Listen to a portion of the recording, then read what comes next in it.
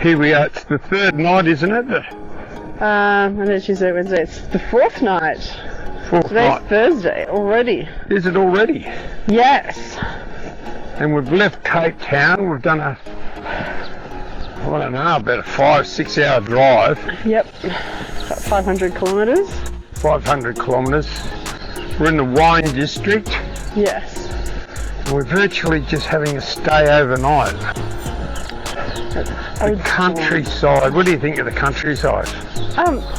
It's quite lovely. Like, it's very dry. It's much drier than where we were. But they have lots of agricultural land, lots of orchards, lots of vineyards, car.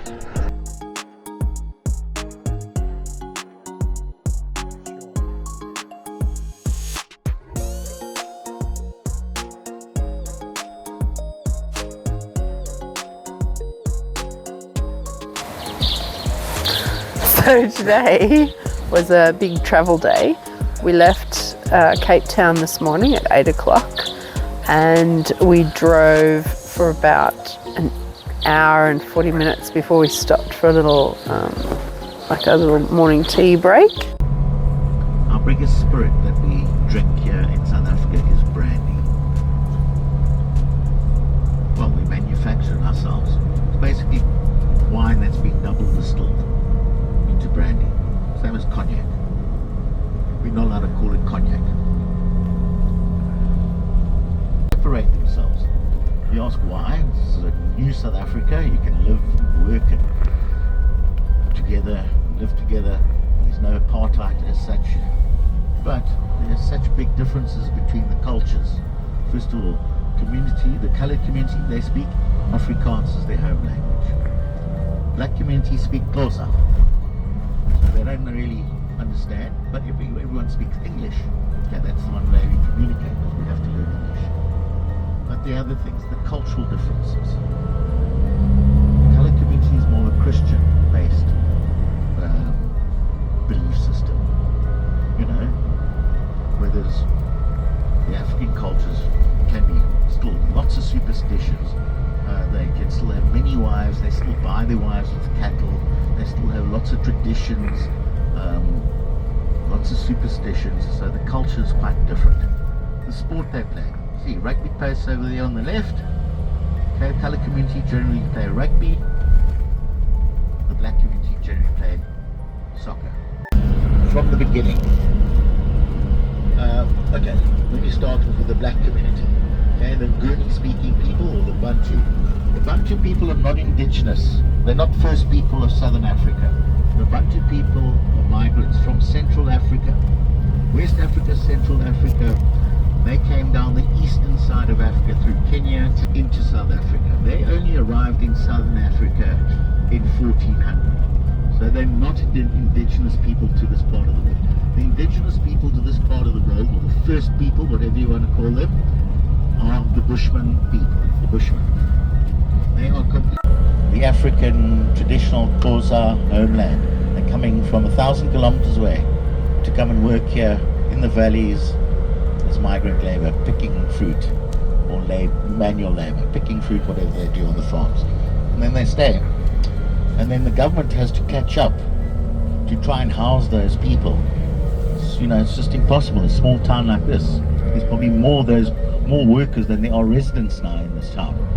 So it's a very tricky situation to deal with as a, first of all, council and a municipal area. You've got to bring the government in then, because somebody's got to house them. At the Big Red Chair, driving through, so to get from Cape Town to the Big Red Chair, Rooiberg, we drove through the mountains, and it was just spectacular. Unbelievable. They were just incredible. Just that we were in the valley and the mountains were alongside us. It was just incredible.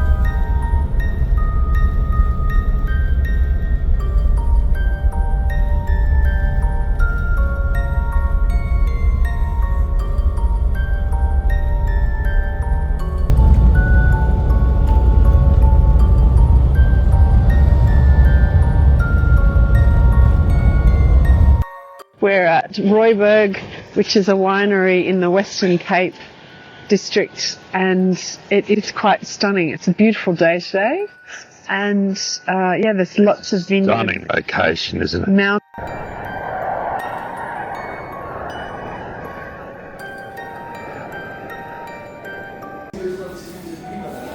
Okay, this is a little truck stop on the way. Well designed, a winery actually. Have a lot of produce. It's a beautiful area.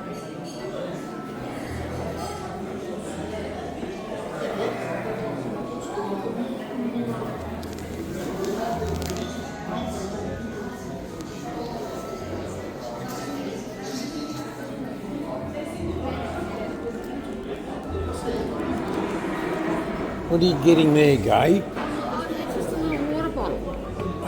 And am I right? It's $3 or no? 90%.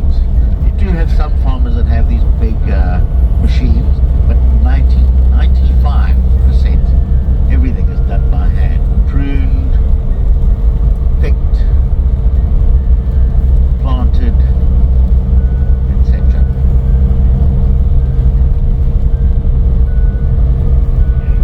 And that, that's because we've got a lot of employment available, cheap employment, very cheap employment. And so agriculture, it's our biggest product here in the Western Cape. This province is called the Western Cape. Agriculture is one of our biggest employers. So it's actually a very, very important sector, because it probably brings in about 15% of the GDP of this province, maybe 20.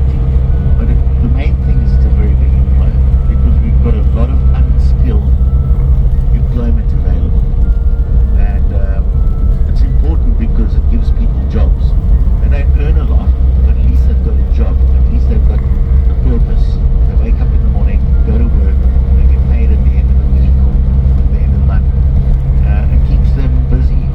Otherwise people, fall into despair, they've got no money, they start drinking alcohol, they get involved in all sorts of things. So by giving them a purpose, giving them some money, at least they can buy their kid a present on their birthday, they can put food on the table. So it's very important for the psyche of the people. Otherwise, people get involved in alcoholism, drugs, and so then the fabric of the society starts to decay.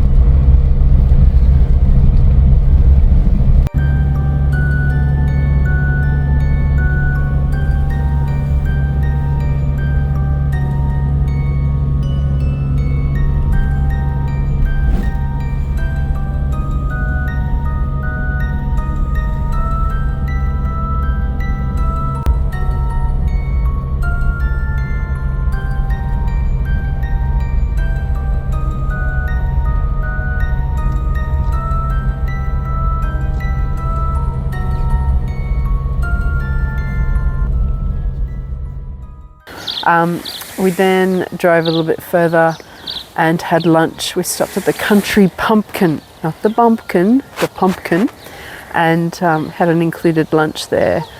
And then we got back on the bus and drove on, and it's a bit like as we come interior to the country, it gets a little bit drier, and there was more agricultural land, lots of farms, and then after lunch there were some ostrich farms, and about 4 o'clock we arrived here in Oudtshoorn, which is named after a Baron von Oudtshoorn, the town. So yeah. I'm glad somebody stayed awake.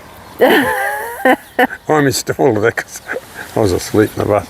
I just spin it around. Look at these little, what are they called? The huts? Oh, the rondvels. Yeah, so round dwells or something. Yeah, they're quite cute. they are very cute, aren't they? Yeah.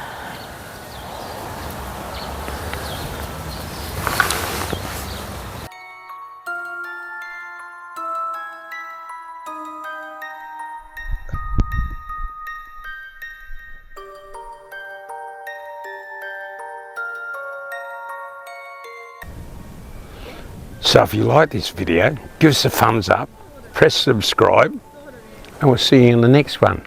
Here we are, Sydney Harbour, beautiful.